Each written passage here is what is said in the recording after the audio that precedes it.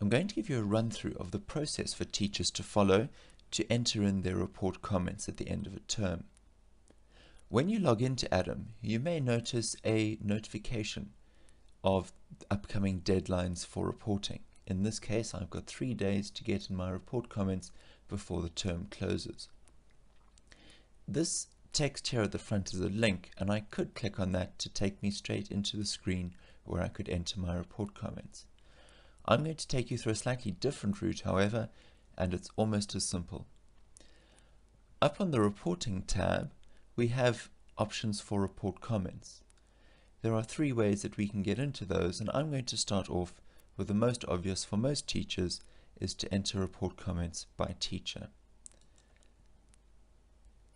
Because I'm an administrator in this particular server, I have the option of selecting which term I want to enter for and which teacher I want to enter comments for. Most teachers, however, will skip straight to this next screen where they will be able to choose the particular class that they want to enter comments for. I'm going to choose a grade 11 IT class. On this particular screen, I have a list of all of the pupils in that class and the space to enter in the necessary information for their reports. Now, depending on your school's report requirements, you may or may not see the learning outcomes at the top, and various other options may or may not show depending on your school's requirements. So your screen might look different to this one that we are looking at now. However, the principles to enter report comments remain the same. In this particular school, they don't make use of the mark book, and this is evident because on the screen there are no marks already populated here. And so we're going to enter these in manually from our mark books that we've been keeping on the side. So I would enter a learning outcome result for the different learning outcomes.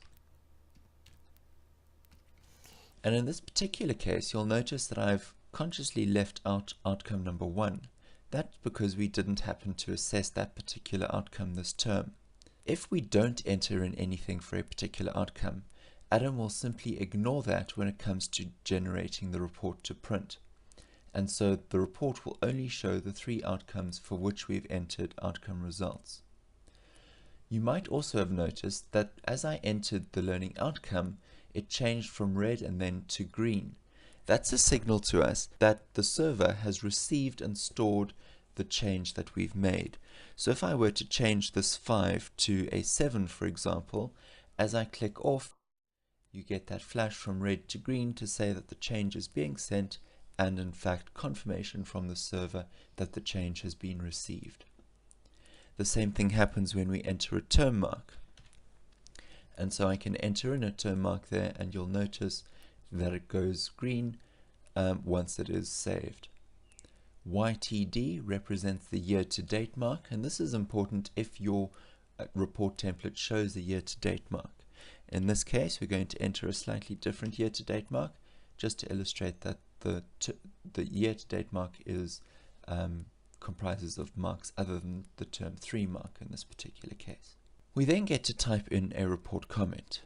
I'm going to quickly type one in. And again, once I click off that comment, it goes green to say that it has been saved. There are 3 icons down at the bottom here which are quite useful for teachers when it comes to reporting. The first is the comments icon, the little speech bubble, and this shows us his last 3 comments that he received as well as the marks for this particular subject. The percentage sign shows me any assessments that are there in the mark book for this particular term. Now, because we have no marks, again this is evident by the fact that our term mark is empty, it makes sense that there are no marks in the mark book, so we expect to see that here.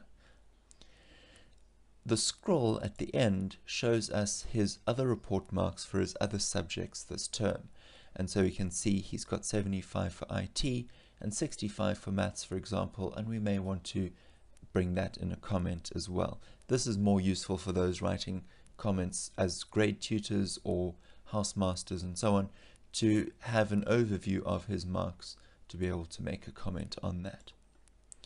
The log option probably won't be shown on most teacher screens, but certainly it will be on the administrator screens, And this allows us to see exactly how the report comment changes over time, and if there are discrepancies, to see exactly when a mark was changed and how it was changed. Once we've finished entering in the first person's details, we can continue entering in other people's marks. And once we've done that, once we've finished with a class, all we need to do is go to the top and we can click on a different teacher, and this will take us through the process of choosing a different class if we need to. I'm going to choose a grade 10 class for IT now, just to show you what happens when we have markbooks. Now you'll notice that there's a programming LO that's been entered, and there is a term mark. And if I click on the percentage sign, and again that'll show us the markbook, we can see the two tests that have been recorded this term as well as the results they got. And this allows you to make specific comment, for example, perhaps on an exam or some other assessment that might be relevant. Back on the reporting tab, we looked at the option of reporting comments by teacher. Also in the reporting tabs, we can enter report comments by pupil. And so I can type in the name of a pupil and select that particular pupil, and we would then have all of the pupils' comments for all of their subjects, all of that pupil's comments for all of the subjects.